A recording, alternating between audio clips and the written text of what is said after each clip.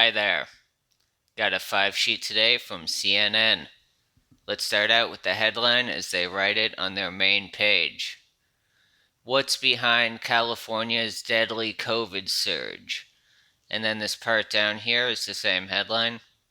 Virus fatigue, resistance to stay-at-home orders, and a huge number of essential workers are all driving the state's acceleration of cases. So what is that? I wrote that was an opinion because what is driving the cases, that is not a provable fact. That's definitely an opinion. Now, that's likely an expert opinion. They're probably going to be citing some experts who say these are the factors driving it, but it's an opinion nonetheless. It's not like 2 plus 2 equals 4.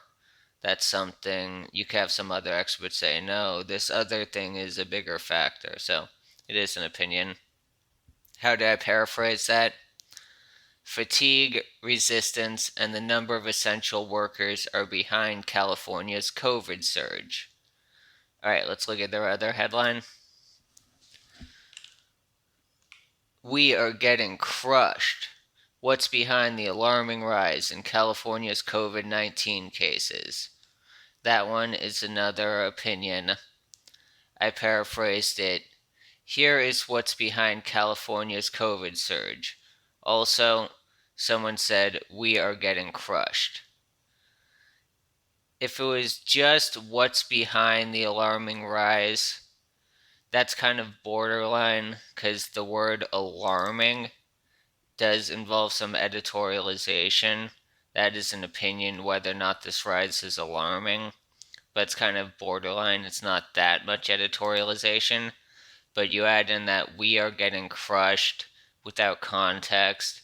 We don't know who said that. So that's definitely passing into the territory where it's implying that the state's getting crushed, that the people living in California are getting crushed. So I think that's clearly an opinion-based title. All right, let's move on. The bias of CNN, I put establishment left. The thesis comes a little bit down here. It's in this paragraph. I wrote it was an opinion as well. I paraphrased it.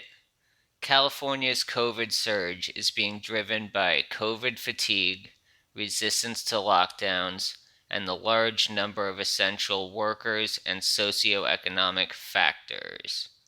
So it's pretty similar to one of the headlines to the one on the main page. All right, the evidence supporting that thesis. They do have a few quotes peppered throughout this whole article from some different experts, some hospital administrators and whatnot. But they also have a lot of just stating things as fact without any quotes. The arrival of the holiday season led to concern among health officials that blah, blah, blah, blah, blah. They don't quote any health officials. They don't have any study there. There's no citation. There's no real hard evidence. That's just something they're saying. So there's a fair amount of that in this article. Keep an eye out for that. These unsubstantiated statements. They do have a little bit of evidence, a little bit of quotes from guys like this, Dr. Thomas Yadiger, director at this medical center, but they also have a lot of unsubstantiated statements. All right, let's see how they structured this article. Start out, it's a pretty long article. Start out just saying there's this surge in California, and then they hit you with the thesis. There are all these different factors right here playing into the surge. Then they go over a little bit of background. Here's all these COVID stats in California and how it compares to other countries. Then they say, looking forward, things are looking bad. It's moving towards being the epicenter of the pandemic. We're getting crushed. mass fatality program, we're getting ready for way more deaths. So that's number 4 there, the negative outlook. Then they start talking about the likely causes with Thanksgiving and fatigue right here. They go and do a little bit of the history with the start and stop measures to reopen the state, the 5 regions, the whole different lockdown schema that California has in play. Now, they talk about the frustrations that some Californians have, including restaurants and bar owners who are protesting. Uh, Next major section they have is talking about the socioeconomic disparities and how black and brown communities tend to be hit the hardest. Scrolled the wrong one. Near the bottom here, they talk about how political polarization is a big factor, how counties with Republican support tend to have worse numbers. Harder struck counties per capita reside in Republican U.S. House districts. How politicization of wearing masks, yada yada. So polarization being a root cause. And finally, the way they end up looking forward to the next 2 months is that last paragraph. That's the button they put on this article. Okay. The manipulation tactics, the different named manipulation tactics, they hit on a few of these here. Starting out with the straw man feigning ignorance. Remember, this is when you're failing to present a known argument of the other side or failing to present material facts that the other side would have to present their argument. They had this quote: ICU bed capacity has plunged to nearly zero in vast portions of the state. So that fact alone doesn't really tell us if there's a problem. It is normal for hospitals to operate with nearly full ICUs. They're like airlines. Airlines like to run with nearly full planes. Hospitals are for profit, most hospitals. Uh, so that fact right there doesn't tell us if hospitals are being overwhelmed. Are these hospitals that are nearly full, would they be able to divert some of the more stable patients out of these ICUs to some of the hospitals with more capacity? Not everyone in those ICUs has COVID. So we don't know exactly what's going on there. There's more to that argument. We're not seeing both sides of that argument from that one statement. All right, undue emotion. This was kind of peppered throughout. The whole article was meant to rile up your emotions a lot. Here is one example of it. The California Department of Public Health announced 379 COVID-19 deaths on Thursday, the state's highest one-day total yet, shattering the prior record of 293 lives lost on Wednesday.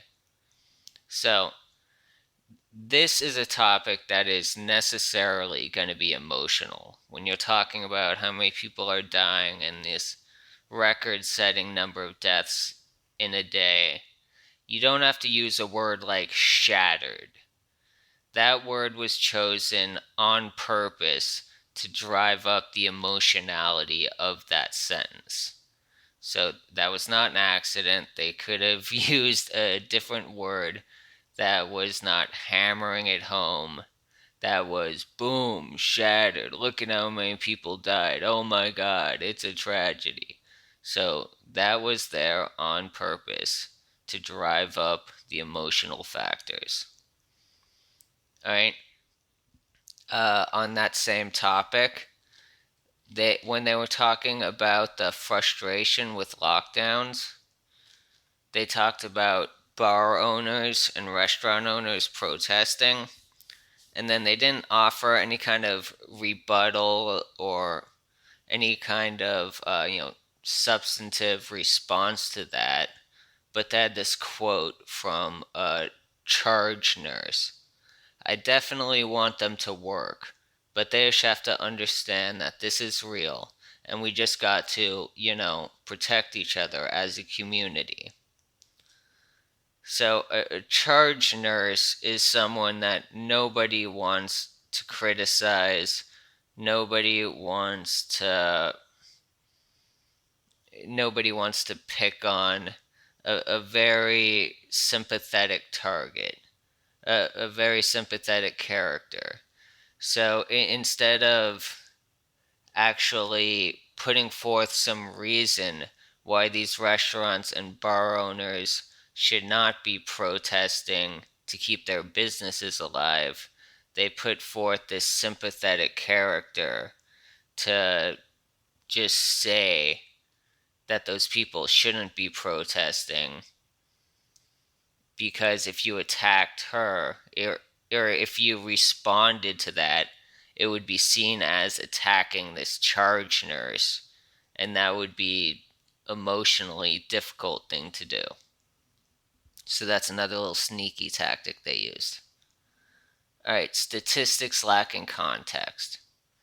There were a lot of statistics throughout this. This was one example I picked out. Hospitalizations in Los Angeles County have doubled since the start of December. So I don't know exactly what to make of that. Hospitalizations, they do experience seasonality. That's a known fact. Certain types of conditions are much more common certain types of the year. Is it common for hospitalizations to increase in December? I don't know. How far out of the norm is this? Doubling since the start of December, just as a layperson, that sounds like a lot to me, but this really is the type of thing they should give us a little context on. So we know normally they only go up by time and a half, but this year they doubled, so that's a really big difference. Or normally they don't go up at all, whatever the baseline is. We don't have a baseline to compare this to. All right, here was another one.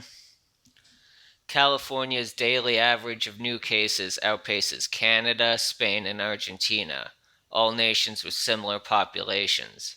Even more populated countries such as Germany and the UK have not approached the same level of new infections as California, let alone the entire United States. So, a couple questions about that. Are we using the same testing protocol in all these countries? Are they the same type of tests, like PCR or antigen tests? Are they the same method? If it's a PCR test, are we doing the same number of cycles? Same statistical methodology? 7-day rolling average or a 3-day rolling average, or however they're going to look at that? And have we tested the same percent of the population? So, just that raw number, that California's daily average of new cases, comparing it with those different countries, which almost certainly are not an apples to apples comparison across all these different metrics. We don't know how good of a comparison it is, so a little bit more context would really help us make an informed decision there, or have an informed understanding. All right, intentionally confusing. So they had this quote: The COVID-19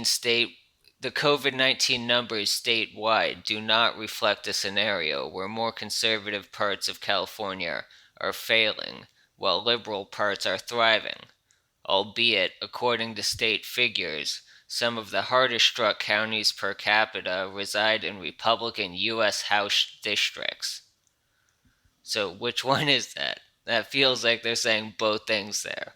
The first half of the sentence says it's not based on, political identification, and the second half of the sentence says it is.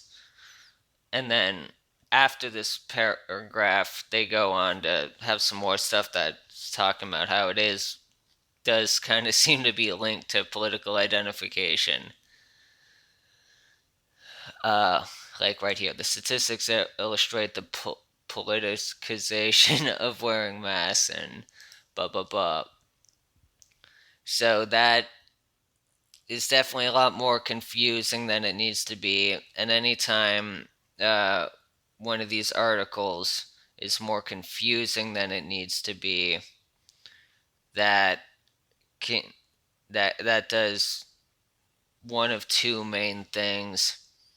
It either gets a reader to the point where they just give up trying to make sense with it, trying to make sense of it, and then you just kind of move on without thinking quite as clearly because you just read a bunch of gobbledygook and you're just, the world doesn't make quite as much sense anymore. Your critical faculties are slightly dulled after trying to suss through that and failing and then moving on like, God, I guess, whatever. Then when you move on with those dulled faculties, it's easier to get whatever messaging they're trying to get into you. Your critical faculties are dulled. You're not able to see through their BS as easily. Um, so it's either going to be that, or you really do spend the time to focus on this. You stop and reread this paragraph like 9 times to try to actually make sense of it.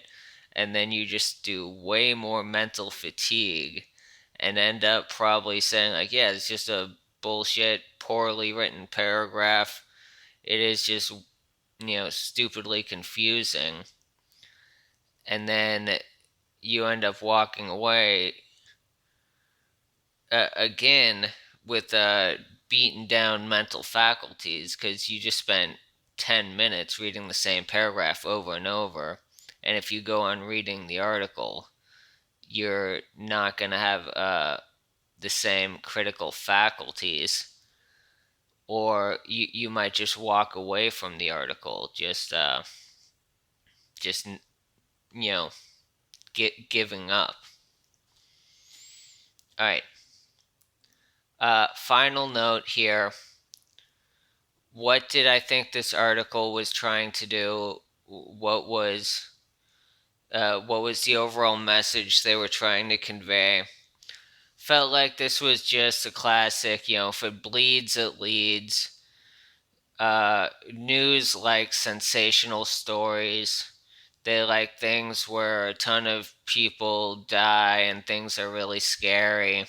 Those type of stories tend to get a lot of clicks, tend to get a lot of attention. And so this appeared to be a story that they were writing from that perspective. Uh, and they tend to frame it in a way to make it seem as scary and uh, as bloody, let's say, as possible. All right, so this was a pretty long one, but there was a lot in this article. I wouldn't be surprised if I missed anything. Uh, you can see the links in my video. Go ahead, run a 5-sheet on this article. If you think I missed anything, include a link in the description. I'll pop in, take a look, and if we got anything different, let's compare. Thanks, guys.